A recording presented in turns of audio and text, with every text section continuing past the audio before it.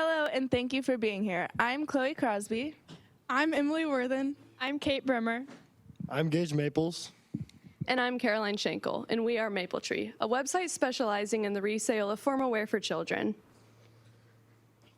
We want to redefine the norm of children's resale to create a more sustainable environment. Because if everyone were to buy one used item of clothing instead of a new item of clothing, we would save over 6 billion pounds of carbon emissions, which is the equivalent of taking over 500,000 cars off the road for an entire year. Parents throughout the country waste thousands of dollars a year on clothing that their children will only wear once and then totally outgrow. But it doesn't just end there. These clothes usually will end up in landfills, taking around 200 years to completely decompose, leaving our landfills full of clothes that have only been used once. Our goal is not only to spread awareness of these issues, but to create an online platform for the resale of special occasion children's wear, because we know how frustrating it is to buy an outfit for your child that they only wear once. We plan on purchasing gently used items for a fixed price and reselling them for just under their true value. This is some of the inventory that we have already received through donations, and we have reached out to local boutiques such as Bells and Bows to purchase their sale items for a reduced price. We also intend on expanding to ski clothes and Halloween costumes in the future. Here's a demo of our website, and we plan to have it up and running by April 1st. So here's how it'll work. Customers who are looking to shop will click on the Shop tab and will be sent to a page where everything is neatly organized through categories such as gender, size, and occasion.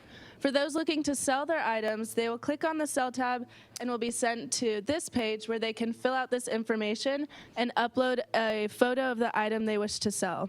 This is good for us because we can control the quality of all the items we receive. Here are our main competitors. What sets us apart from them is the first three do not have an online store at all, and although ThredUp does, it is not specific to children's wear or formal wear, where we are children's formal wear only. Alamo Heights Trading is also a competitor, but they are a closed group, meaning they are only limited to Alamo Heights. We want to build a brand of high-end clothes that are all still affordable, and because we have all inventory, we are able to ensure that all items are up to our standards. We have 20 million people in our total addressable market. This number represents parents in the United States from the ages 25 to 45. We plan on starting locally in Alamo Heights, Almus Park, and Terrell Hills, and we think that the average parent buys 3 items of special occasion wear each year for about $30 each, giving us a total potential revenue of $7 million. Although we've received many donated items with funding, we hope to be able to purchase items for a fixed price and then be able to resell them for just under their true value. These are the fixed prices we plan on selling them for, or purchasing them for, and an estimate of what we plan on reselling the items for, but this will vary based on the original price of the item as well as the brand of the item. For years 2 and 3, we plan on having a growth rate of 100% for dresses and suits and a growth rate of about 75% for shoes. We plan on marketing our business through local magazines such as 78209 and Terrell Hills, as well as social media. Through Instagram, we have already received many donations to kickstart our business. We will be using the concierge method to test the viability of our business with pop-up shops at local events through San Antonio. We are asking for $500, $300 for inventory, $100 for market design, website design, and $100 for marketing. Thank you for listening, and remember, the future of kids' fashion is circular.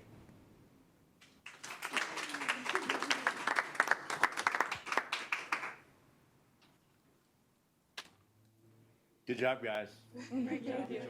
Good presentation.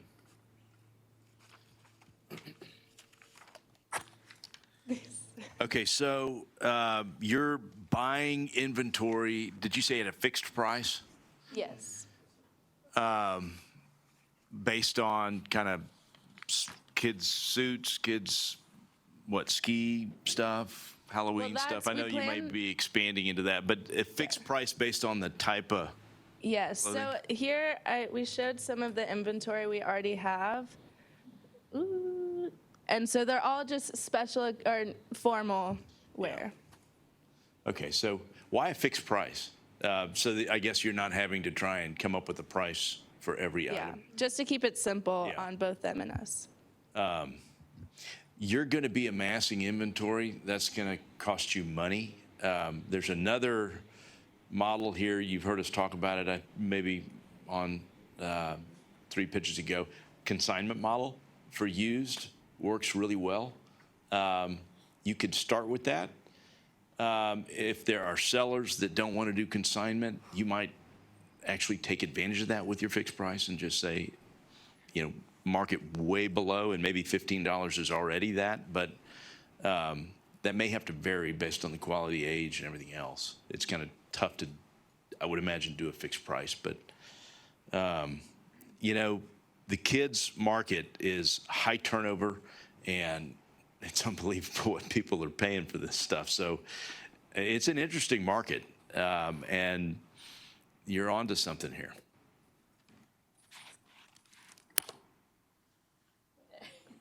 No, I definitely would agree. I had a question. So what is the age range? You said it's for kids, but did you get, I might have missed it, but was there is it, infant to what age do you define the clothes? Or is there a size? I think we're focusing on newborns to around 10 years old. Okay.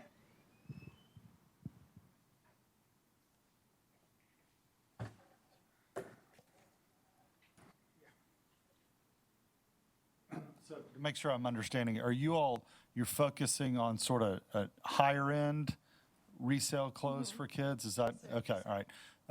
So I love the idea of being focused. So tell me, why did you all decide on that? Why does that matter in terms of your business being successful? So we just talked to a lot of parents in the community, and we were originally going to do adults and children, but the main, with every problem interview that we had, they focused on kids, and so we just did it specifically for them.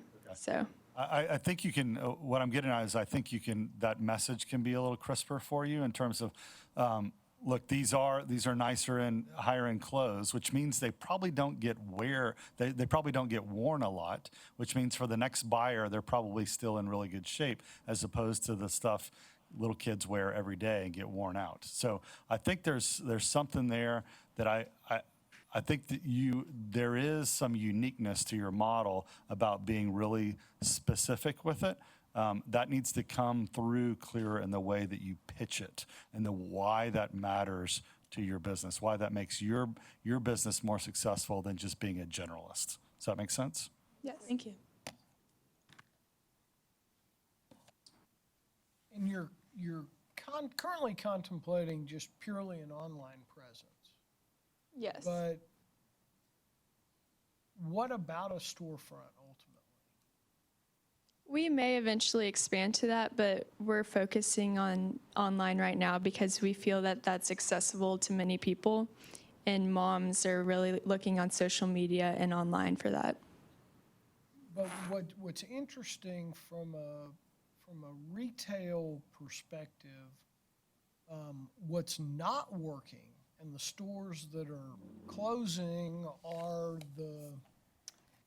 the people who are selling almost anything that has a make and model number at a retail price. Because if there's a make and model number, you can go on the internet, you can find it someplace, and there's somebody selling it too cheap. What is working in storefront retail are things like TJ Maxx and Marshalls, where it's an experience. You don't know what you're going to see, and the inventory changes constantly.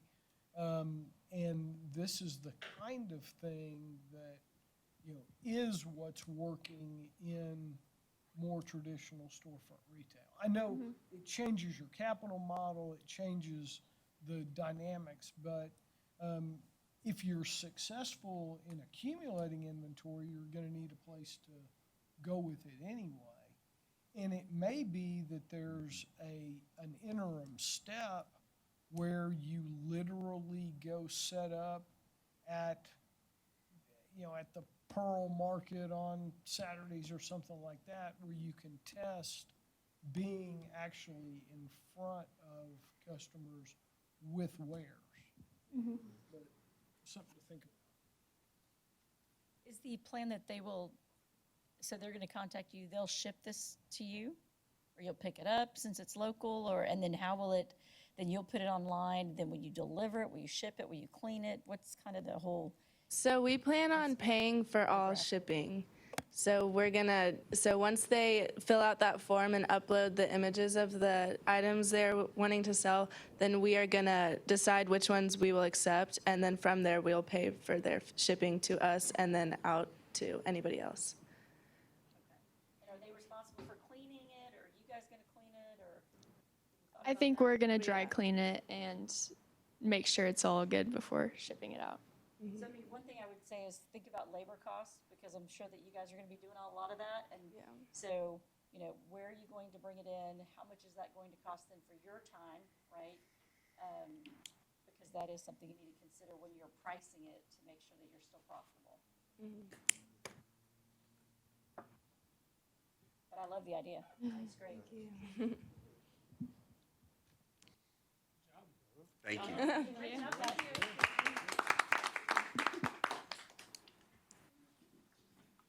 Good luck, thank you. Yeah.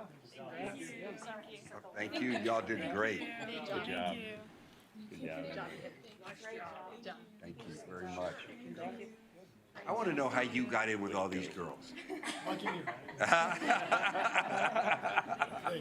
You're a good salesman.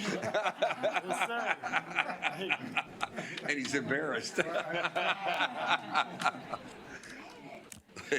What else can you say? Look at me. It's 'cause